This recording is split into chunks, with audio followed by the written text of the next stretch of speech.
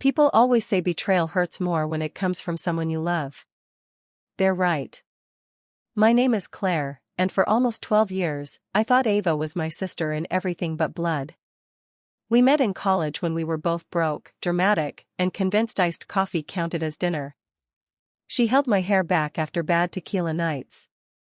I helped her move apartments 6 different times. When I married Ethan, she stood beside me in a lavender bridesmaid dress crying harder than my own mother. So when my perfect little life started cracking, I never imagined she'd be the one holding the hammer. At first, it was tiny things. Ava suddenly showing up at our house without texting first. A little too much laughter at Ethan's jokes. Her hand lingering on his arm for a second longer than normal. I noticed it, but I ignored it because normal people don't assume their best friend is trying to flirt with their husband. Right? But then came my birthday dinner. Ethan had rented out a rooftop restaurant downtown. Candles flickered across the table, music floated softly in the background, and for once everything felt perfect. Until Ava got drunk. Very drunk. She leaned across the table toward Ethan, smiling lazily. You know, she said, if you'd met me first, you probably would have married me instead. The entire table went silent. I laughed awkwardly because surely she was joking. But Ethan didn't laugh. He slowly set down his glass and said, No. I wouldn't have. Her smile twitched. He wrapped an arm around my waist and kissed my temple. Claire's the best thing that's ever happened to me. I still remember the way Ava's eyes darkened after that. That was the moment everything changed. After the dinner, Ava became obsessed. She started texting Ethan directly instead of using our group. Claire's birthday gift finally arrived. Can you hide it? I need advice about a guy. Can you help me move something heavy? At first Ethan answered politely. He's genuinely nice to everyone. But eventually even he started getting uncomfortable. One night he handed me his phone while we were watching TV. Read this. It was from Ava. Ava. Do you ever wonder if you picked the wrong best friend? My stomach dropped. Below it was Ethan's response. Ethan. I love my wife.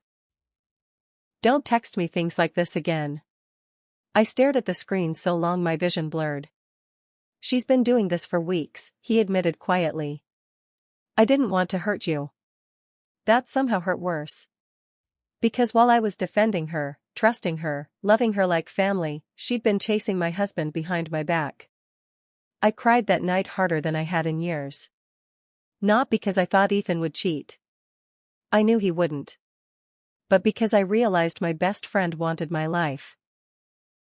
And she hated me for having it. The next week, things escalated. Ava invited Ethan to drinks without telling me. He immediately declined and showed me the messages. Then she started posting thirst traps online with captions clearly aimed at him.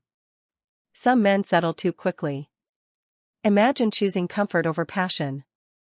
It was pathetic. But the final straw came at our anniversary party. Ethan and I hosted a small gathering at our house. Friends, wine, music. The kind of warm evening that makes you feel lucky to be alive. Ava arrived wearing a tight white dress. White. To someone else's anniversary party. The moment she walked in, I knew she was planning something. And unfortunately for her, so was Ethan. About an hour into the party, while everyone was outside by the fire pit, Ava cornered Ethan in the kitchen. She didn't know I was coming back inside.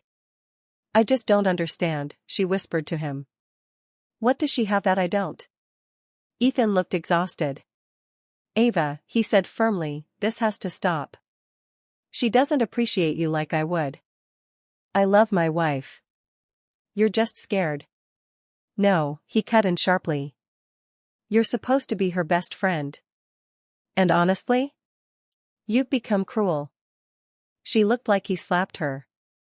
Then he said the sentence that destroyed her entire fantasy. I would never choose you over Claire. Not in any lifetime. Silence. Pure silence. I stood frozen in the hallway, my heart pounding.